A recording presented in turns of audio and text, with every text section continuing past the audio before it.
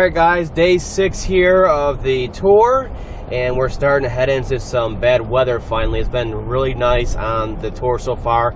A little humid yesterday, but the bad weather's coming. There was big tornadoes and real bad rain and winds and all that stuff where I live back home in Midwest, and now it's hitting out here in New Jersey, so we'll see what we can do. We gotta keep a schedule.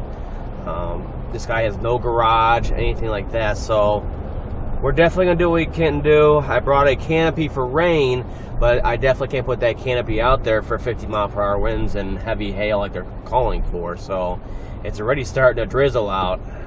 We'll see what we can do. This one is it's like a 05 Explorer. It's got a keypad problem. Rear brakes don't work. The rear parking brake and some other small stuff on there. We'll see what we can do before the big storms hit on here. Try to get some shots, stuff like that of the vehicle. I already know what happened on the rear brakes. The last owner did rear brakes, disc brakes, right? And well, when they pulled them off, the shoes for the parking brake, they just disintegrate and they fall right off. And many people don't use the parking brakes, so they go, I just put the new rotors and pads back on, and they don't fix the parking brake stuff. So when he hits the parking brake, it just goes all the way to the floor, and nothing really happens with the parking brake as far as holding the vehicle. So again, we're gonna see what we can do. Besides that, we got Tuxedo, New York, for a quick diagnosis of lien codes. We're gonna try to hit up them up there because you have to go up there anyways to go over to Connecticut.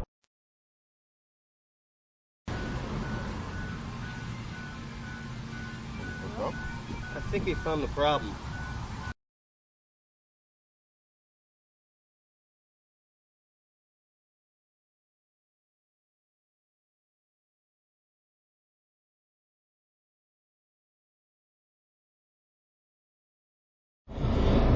Alright guys, that was a hot one there in Ellendale, working in the sun, blacktop, all that stuff, but luckily every job we did on that vehicle turned out a-okay real quick, so we're only there for like an hour and a half.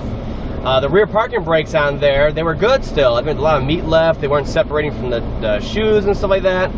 So what ended up being is that the last person that was in there turned the adjusters all the way in, so now they weren't adjusted. So you can't imagine how little it takes to be out of adjustment on there, and those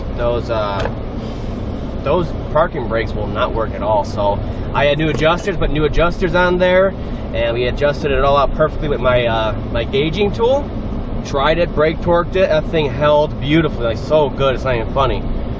So that's taken care of, and then the keypad on there, which is the other major thing he wanted fixed, be nice to have on there. It was actually disconnected in the door, so I had to pull the door panel off, pull the panel itself off, fix some corrosion issues, and then reconnect it all back up, some electrical grease on there, and reattach it all. So those are the two major things, and luckily it was pretty easy fixes. You just need to know where to look. And that keypad was not responding at all, so I knew it was something major. Even on the scan tool, it wasn't seeing me press any buttons. So I was able to pull the door keypad code for him also, so he had that. He's not paying, you know, how much, $30, $50 at a dealer. And all the keys in there work beautifully in there. So that was one of the quickest jobs, and everything went so perfect on there. It was hot, but the storms are coming, so we couldn't do the rest of the stuff there because he doesn't have a garage. And we're gonna head up to Tuxedo, New York for a quick diagnosis on lien codes on like an 04 Explorer 4.0 that has lien codes the guy cannot figure out. He's changed mass airflow sensors, intake gaskets, all kinds of stuff. He just can't figure it out. So with the scan tool and my experience, hopefully I can figure it out for him. All he wants is diagnosis. I mean, he knows he's going to get, you know, jerked around by the dealer or any other place. These people, they scare people off by quoting them 4 or 5 hours of diagnosis time, and that's kind of unheard of. So he's changed a lot of stuff, so there should be much left for me to check on there, and it might be something easy. I'll do a visual inspections, and I'll find something that's leaking on there.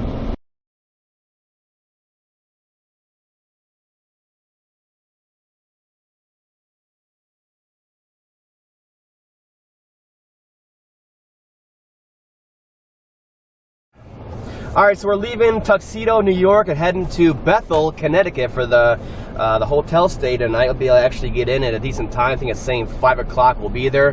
Haven't been to a hotel at 5 o'clock near check-in since we started the tour.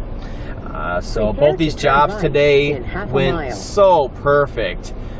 This one, like I said, he just needed some diagnostic assistance for the lean codes, and once I opened the hood, I basically knew what the concern was. I wanted to check everything thoroughly, but I found two major vacuum lines, one for the booster, brake booster, and then the other one which is a PCV line for, it comes from the intake to the PCV valve in the back of the left-hand valve cover, and the old hose kind of fell apart, so they put another hose on there, and the thing swole up so bad that it was not sealing anymore, and it was leaking just enough to cause lean codes on there, 13, 14, 15%.